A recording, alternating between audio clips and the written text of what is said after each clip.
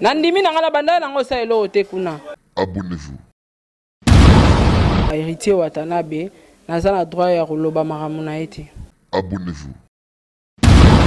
Bato bazaka na sima na ye balingaka basepelisa ye. Abonnez-vous. Nakomona Diego na mayelo azaka nango faire face contre héritier. Donc akoki jamais kozwa biloko héritier ya yembango. Abonnez-vous. Nga na nga moko me bato ba salir yo ba 15 20 ba ondima bango facilement. S'il vous plaît, abonnez-vous.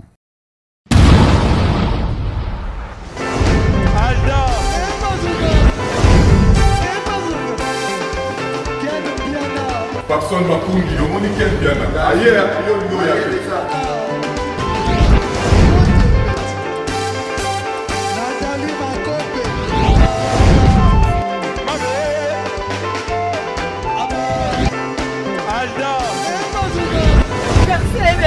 Fali avant. On va te là qui a moi donc Maramboy qui me dit.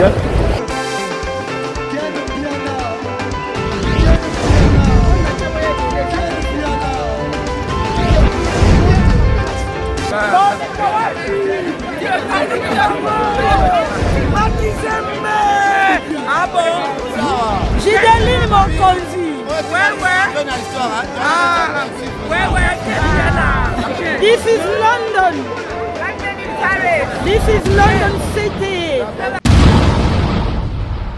S'il vous plaît, abonnez-vous.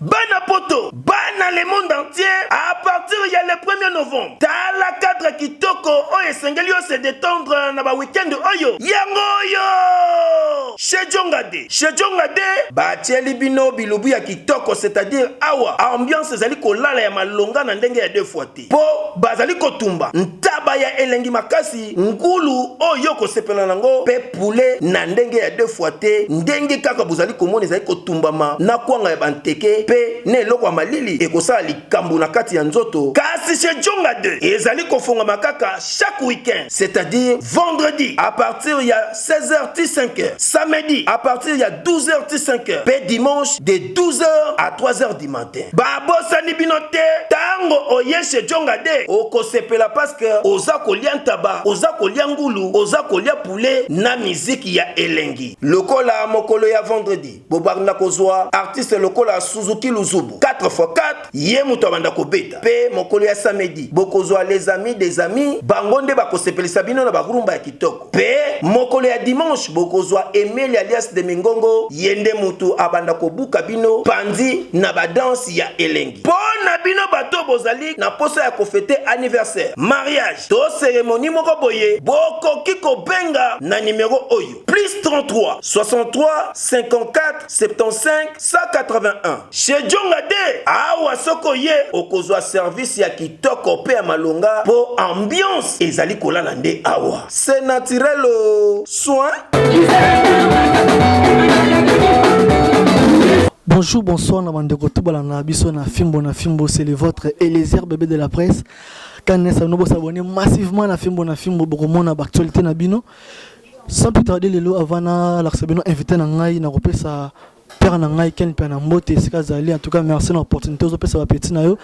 Merci beaucoup na vena ngai Clash wa Belo Yannick Onyenze Olivier Mozo nazo partager ba vidéo na ngai merci vraiment. On a rememino Saratola o lelo aldoki pito pale na la team wata na roluki lelo poto so nai parce que comme on est autant nenga mabe na la team wata. Saratola bonjour. Bonjour Eliezer de la presse. Bonne santé. Ouais, santé, ça va par la grâce de Dieu.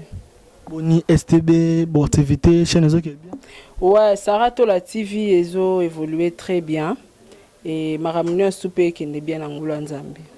Maramunio qui est bien en Nzambe, Saratola, dernièrement, tout le monde a kayo, Ozaka na ba F-Team, Ouhello na la team Wata, na habité bit ni yora na la team Wata. En fait, dans la team Wata, nazalaki wana pona ko accompagner idée à artiste et que ça la promotion ya artiste. Donc voilà. Bon voilà. Bon, bit ni yaki ngona mais ozalaka pour tout le monde ba vidéo moko ba faire moi ba lo ba que ozalaka attaché de presse. Na habité oyo ya mbola biso pena bien Saratola. Poste ni ozalaka na ngona la team Wata. Nazala ni attaché de presse. nazala eloko monte na la team Wata parce que na bando sala kuna te et nazala qui juste collaboratrice. Donc ngai Sarah nazala ko linga ko sala promotion ya artiste, ya la personne a hérité Watanabe na ensemble na orchestre na Mobimba. Comment lelo balobi Sarah tola na la team Wata qui na mission ya déstabiliser la team Wata parce que comment na yoyaka na everything ba bengana kayo pona kisongi na yo oyesu kisongi na ko chango suka na la team Wata yango ba bengani yo. Correct. Donc muta songi baby Sarah partout.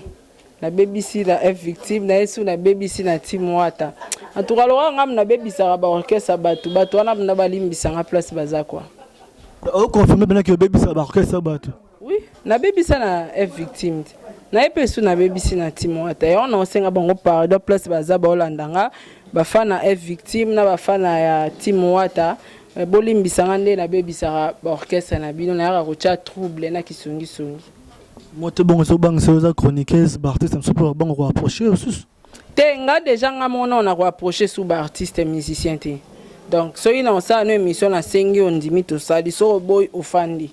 Donc kenaza la suso na oza pembeni ya leader na oza pembeni na bina filete nga na sa suma mbwana te. Lora ba futa biso pe salaire te ponango tozo bebisa ba réputation na biso.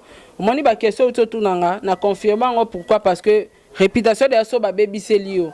Nga na nga moko me batu ba sali yo ba 15 20 ba ondima bango facilement. Ya on accepter ngo na sengi pe bango ba pardon. Mais ko travailler na leader eza lo roche vie na o Angers.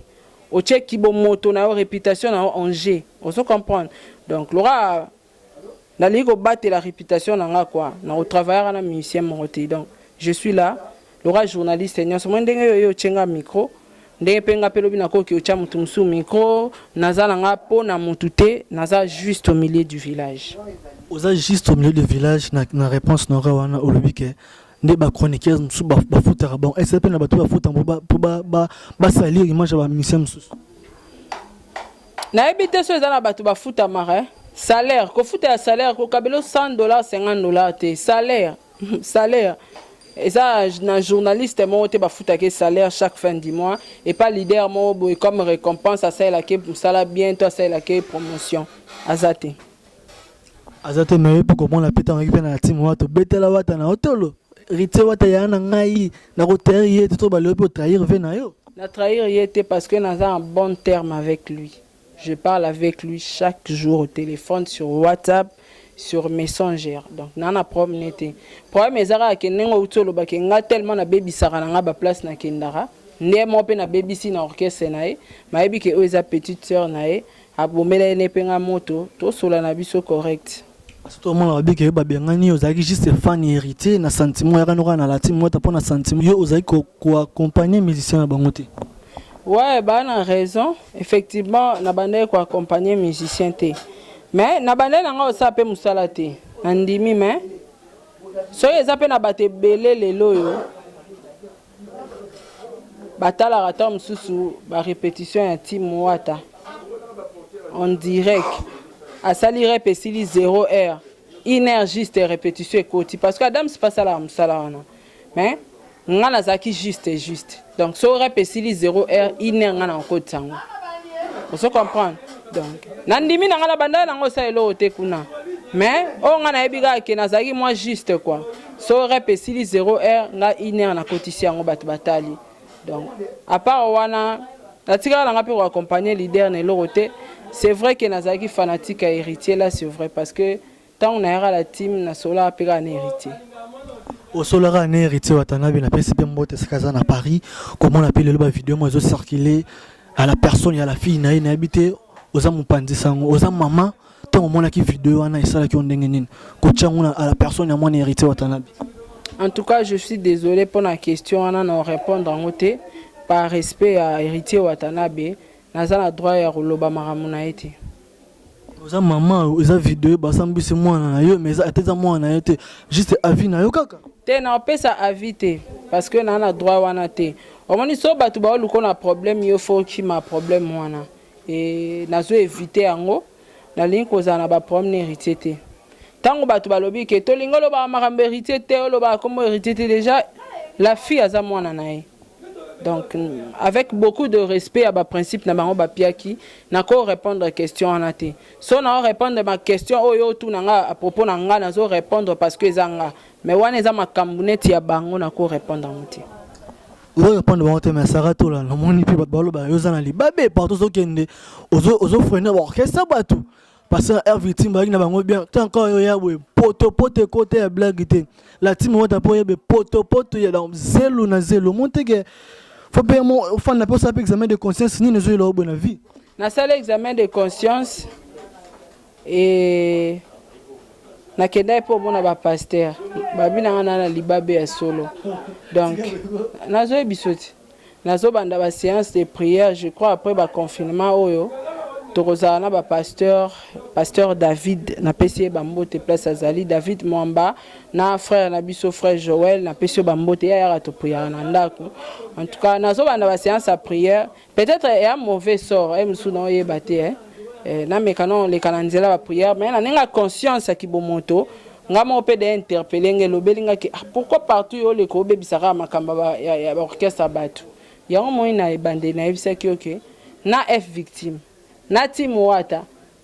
nga lokwa na bebisa ba bani na chali babe soki pe libabe soki ko bebisa ko cha trouble na ba orchestre na bango na ba fanatique na bango moko ba kolo ba orchestre na ba musicien na bango balimbisanga balimbisa mais tout le monde peut se donner ta pour moi le bapiment ba victime ngo mingi trop na habité au senga ki ba vena ba pardon to au comme no sikoyo au milieu du village ne journée no sazala na komi siko au milieu du village ne journaliste non sazala mais ya olobaki na komo lobela bango soko senga pardon na lobango na TVT na sola na ba vie na nga tout banda kala vejino la ki makambo banda décembre vous comprenez na vandara na za montu na tala pe ba bien fait hein na cause de la ingratité et na tala ba bien fait lelo soki tamsu na comment on 100 francs la chaîne pour na les cara F victime pardon na les cara F victime na ko ba monétiser na ba vidéo na bango nde lelo na zo vraiment 1 franc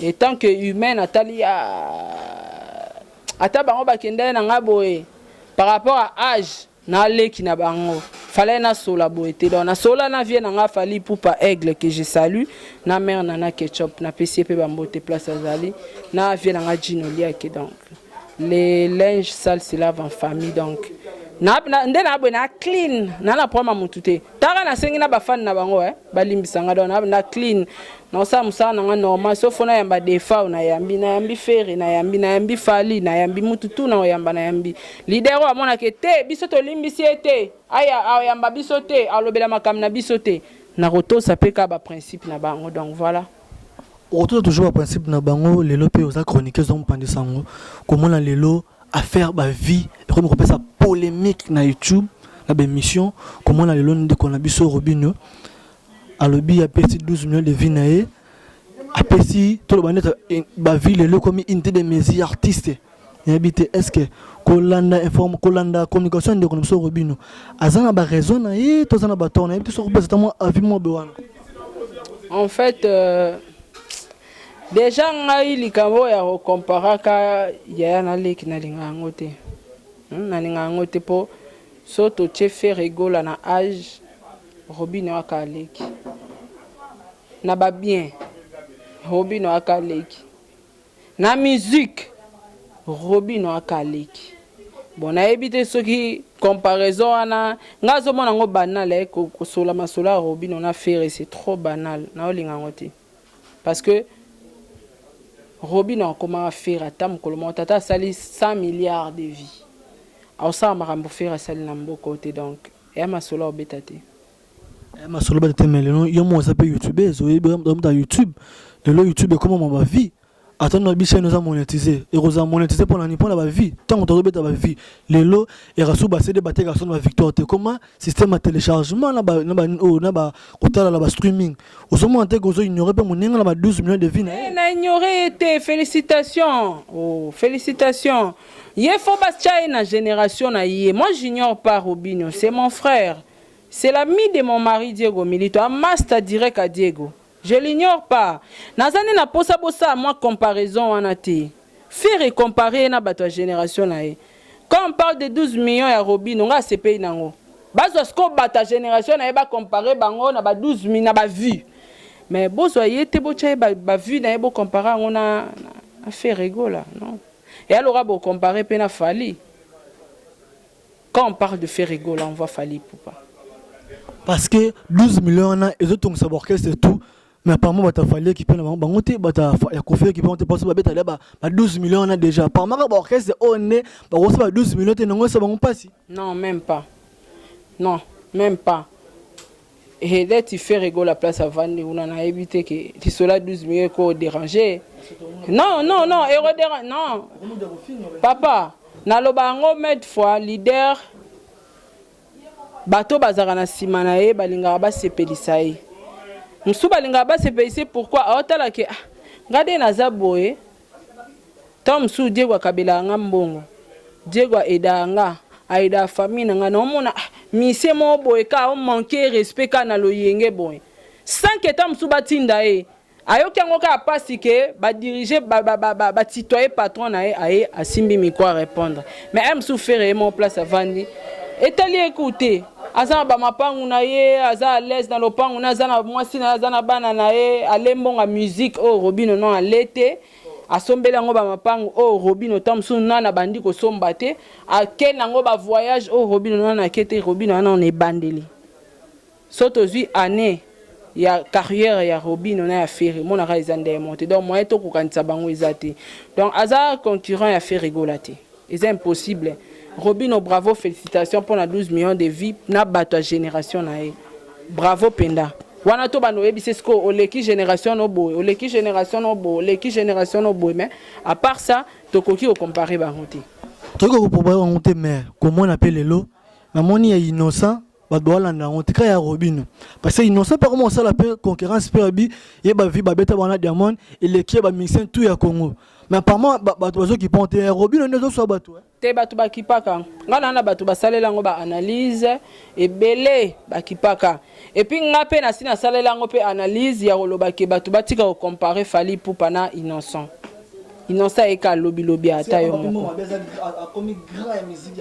oui a comme grand tant motifo mona grand ngana ko mi mona petit hein et alors ngane na zabo so bando tengela nga ba journée be na boya na nga bango na lingana mi mona grand parce que on na okanisa yango eya ozo comprendre puissance à quoi attirer l'eau donc ngana mi mona des grand faut na comme grand c'est tout à fait normal toi lesquels le que ngana za numéro 1 ya Afrique. Ami commissaire na za numéro 1 ya Afrique. Bisonde batu total tobi oh mais oaze lorote alobi de ratika loba. Moni donc soit mutu bon na ebitene mutu na mutu a comprendre makambo c'est la compréhension na mais ngala trouva ngo pas mal parce que kotala innocent il évolue aussi bien. Ndeko ya Congo tala agence ya sûr paie rapide pour na transfert ya mbong paie bakoli na ba lettre na même jour yango yo agence PTAM LTD oyo ekumba maka na mwana mboka évêque Patrick Tomosi agasila afandisa idéologie na ndenge ya kosakana te awa soko ye okokuta ba service ekuba côté ya transfert oza mobimba okozwa ba service lokola transfert ya mbongo otindi mbongo lelo ozwi sikoyo mbala moko côté ya bakoli petit colis grand colis to lettre oza mobimba ekokoma mbala moko na même jour ape bazali na expédition pe fret maritime okoki pe kotinda mutuka na yoto conteneur yeba ke awa sécurité pe assurance ezali na nyonso soki olingi ozwa bango na ba adresse na bango ya Londres yango oyo tope okoki kobenga bango na ba numéro ya téléphone oyo plus 44 20 85 94 17 50 tope na plus 44 740 40 65 940 awa pe na Kinshasa to na RDC bafandisa mobanye na bureau oyo ezwami na avenue Chaumba numéro 334 quartier au commandement commune na Gombe référence avenue de la science to pe okoki kobenga bango na numéro oyo plus 243 89 40 35 909 bureau na bango efongwamaka tous les jours du lundi au vendredi à partir ya 9h ngingo si 17h awa na agence PTM LTD bafandisi service d'excellence et service ya ba client exceptionnel papa bakosa yote yakakaka awa na agence PTM LTD baza na mufoko ya masolotu dit amen c'est naturel soin par rapport à son âge par rapport à carrière na ye azoke ne peut bien pas mal parce que ça kuna ba grand PO ba banda avant ye ba carrière na bango ba sala pe ba orchestre mais ça la bon mais yé azo évolué quand même ça va donc na na bete la bango maboko mais balongola ra polémique balongola ko ça ke ozaleki o se comparer na grand moroboé non c'est pas bien. C'est pas bien, merci Saratola. Nabi kana pesa mbote na vena ngai ya Niko Nyenze siko zali. Saratola, le loko mona ba chroniqueuse na ba chroniqueur ba kompe à la base ya ko alimenter ba flamme boy na ba orchestre. Nabi te ezarani ba lesa ka banga pa fanatique to ke ayo le gars botu mamoto na biso nabi te zarani na. Et mon super cop surtout cop ana trop ya bata poto hein. Poye pour an yo pe ka ndongo cheno nga micro boy. Toi na biso bien prompté au mona mutuma obengoka Eliezer na chelo moi 100 ba na ba pe na larte et ara 150 na chelo moi $150 mo wana est-ce que ko sala nge mission pe no fingela nga Saratola wana oh yetam so ala compte rendre nanga azara tam sou ex a jonanga akoma oyokela nga ba jalousie mo ba benga jalousie mal placée yo yeba na total ka ba pio $100 otala ta relation yo na Saratola te mais ba otumbinga ça comprendre. Donc, bisope toza base, il y a la polémique que les autres entre les musiciens, bisope va journaliste va tout créer. Na ba question na biso, na moi ba folar batin de la biso na batapoto et biso ba tout créer polémique wana. Biso to créer polémique mais Saratola lelo to mona Diego Milito oyo to biki boza relation banaye kolonga na timu wata. Ne habité et pesi pito pale olobi Saratola mta intoxiqué azoleke da producteur ba côté studio to ba da 80% ya nzembo et ba album ya Miange Midemo 30% déjà que pas Diego Milito. C'est faux. Diego c'est un grand musicien. Diego a komara banzembo. Pour votre information et président na ya frère na e obasolara bien tilelo.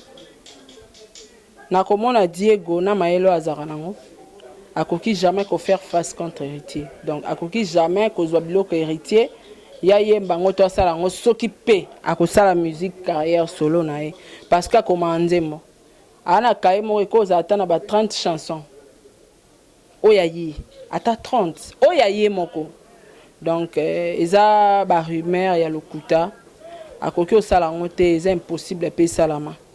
Et Kolongo ya Diego Batubalo Bakenga naza à la base. Bon, j'accepte. Je suis à la base de ça. Mais Bobo ça n'a répété que destin existe à ka. Mutumsu saro longwa nae, azu ba décision nae. A longwa ye mora se décider bi pourquoi atiki ba concert, ba voyage, atiki album, ba vocal, a se décider à longwa. Azazo baté avant d'à réfléchir non, fona longwa. Ahebi bon ba cause ya ba cuisine interne na bango tokolo baté donc kolongo ya Diego Milito bako melenga ngote parce que ngane naza boy na linga héritier mingi et ceux qui peut le longa na Diego Milito toza en relation toza ndako moko c'est grâce aussi à héritier Watanabe ceux qui héritier benga nga pembeni na été na nga pe na yebana na Diego Milito te donc ils a déjà faux et archi faux ils a destin ndenge mo payé boss live alongwaka wenge atikaka lettre nae. En parlant de lettres on a boss live va salera lettre nae mais tout le monde peut dire go pa sali lettre pe ba sali accusé de réception te accusé de réception muta akizango ezaka ko l'orchestre ba akizaki on na ba téléphone na biso eza na téléphone à Diego il a parlé avec son boss a bisi ba bonne chance Dieu pour tous c'était les réponses d'Héritier Watanabe. Mais selon la norme et administration, parce que moi je fais l'IEC, n'a pas administration des alors. Ceux qui au Sengineti, na Sengi, audience pas président de la République. Ceux qui bandiment on va savoir qui c'est va pensionner jour au coup d'anaï. Au moins que on a ils ont va baisse na bino surtout mais ils va baisse entre artistes penaï donc bossali et qui remonte tellement que bon mon gars corona paye bossali na baisse na bino. Teze qui raba baisse te. Nga sala ba baisse a bon te ba sala ba baisse na ba vie a batute. Vous comprenez? Parce que on est un monde entier, mon témoin qui lettre Diego Sala qui lettre d'émission, tout ça là, ils ont un monde entier. Ils ont un baba bezité, on les a bezité, c'est vrai. Que Diego Sala qui lettre na d'émission, na team Wata. Et mon accusé réception, c'est lui-même le patron de la team Wata. A répondu à Ibisu. Donc voilà. A répondu à Ibisu bezité, mais comment on appelle les lots? Ils ont Diego Milito. Au moins tu peux que moi n'emballa pas ta bande bien hérité au tanami ba kembi na maison mère ba yeba funga la timu wata ba polémique ba se mela bana ba poto ndozo luka vina ye mais yo accepter que ozana sim intoxication na monter que tu moi n'emballa ba ta vina na danger. C'est ça, ya on a auto lobati. Moi te la auto seka ba yo stu ya seki ba pardon. Na so bien kolandela on a ba prière malé be tom soupe na ngana kindoki na mi ba te. Ebsu nana ngala kindoki na ngala miye ba te donc tant ya ba confinement so esili ba mekola de ngala ba prière et après tant mususu ba olongola nga ba mauvais esprit wana o e dérange la vie na ngai o dérange la vie non mais tout le monde a dernièrement pe biso tout le monde en internet moi si Diego Milito abima la TV aloba o ko loba esa bila kelma be wana te yango zola na bino boy te e bila kelma be te parce que déjà ma cambo ya loba na TV eza réalité eza faux et archi faux ba vérité yebi ye nanga na Diego mais ce n'est pas le moment ya lobela mambo wana ce n'est pas aussi important Saratola est-ce que mambo so loba oyo etika na YouTube na yebi ya cop na biselongwa te ka vidéo elongwa na ngote ka vidéo yango bozongisela ngango. Donc voilà, batutu on a beta bango libaku balimbisanga tam suna dana kindoki na ebate na kota na ba prière. Maintenant on peut obé mamba lettre wana mais obi mamba lettre et bimika tant peka ba benga na la team wata parce que so ba sala ba benga na ba pete moi na mbala pa ngaza beka na musana peut-être rapporter ma benga ni yonde et on peut de gabite ba benga ni mwasi na ngai et so ki pa bizenga na démission na ngai. Mbuma mabe plus nyonso akendaka bebisaka makambo yango na osenga bango ba pardon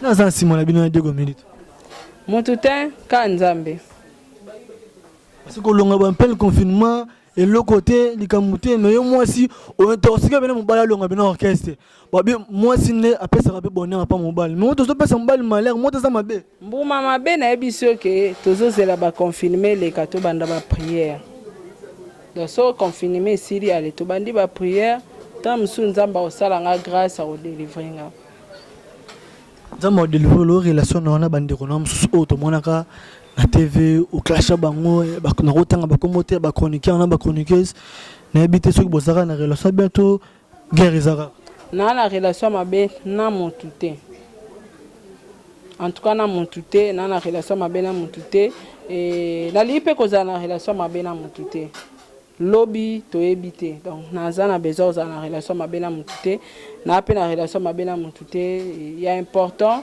tozala ka bien. C'est important tout à l'heure bien. Et important ça toujours bien, ça va tout l'autrement chez une émission na biso, na habité un mois européen ça na bande ko balande biso na mabanga nao, ce qui un mois relacé pas grand frère na hérité otana balotala. Na linga ke mingi la pulga montona tembe aebi. Aebi so otala nga aebi ke so eza na batu balinga nga pinda ke na mutema saraza. Donc na linga ko trop. Koyoka batu trop te ngabna na linga ko trop zalaka yo donc na pesi mbote na Amelia Mweba moteba Orlando Domingos na pesi mbote na couple Kiaba héritier qui a bamoté ma chérie oh na pesi mbote na mobile na Diego Milito vient na fiston bulldozer Jezi Maye full option moté ma Rebecca Bofosa na pesi bamote oncle Oscar Leta na Mushinda na pesi bamote président Charles Tamboé Jenny Beta l'industriel moi si a Pembe na pesi mbote na la sponsor officiel de Saratola TV, maman Michelina Azuka, boutique Michelina store na Mushinda na peo bambote. Bambote na batunya stu bolinga ngai, bambote na babiso monitor ça l'émission na salon ya bien boye, hein, salon ya bien boye vraiment ya kitoko boye. Fleur Makini si olingi mabanga trop, hein. Salon Tekas na croisement Kanda Kanda Shaba, hein, on a bien salon Tekas, hein. Boye wana donc toza wana so lingo kata suki olingi ba coiffer yo oye na salon Tekas. En tout cas batutu bolinganga na pesi bino bambote et fimbu na fimbu c'est la famille. Fimbu na fimbu c'est la famille. Bo tenir nga rigueur te. Oh base na uta a la simba lisangu a donc malgré colochen auto coopératé mais o eza base donc so ibino botala nga te bana fimbu na fimbu so botala nga te menga pe na ngana e bana te donc eza base. Apesi mbote na bino ba journaliste a fimbu na fimbu à part ka patron na bino ba journaliste a fimbu na fimbu na bino problème te na pesi bino ba mbote et te na pesi mbote et nde na zaboye batutu bana posa ya contact na nga biso pesa suba contact te poso okeka na chaîne na nga que na Saratola TV au monara numéro na ngezala na wana ba remarque ba conseil et ça la biso bien. En tout cas un grand merci na bino, un grand merci na yo bébé de la presse Eliezer, hein, merci na vraiment au palais de temps à temps soki actualité zali oyeto sola na biso.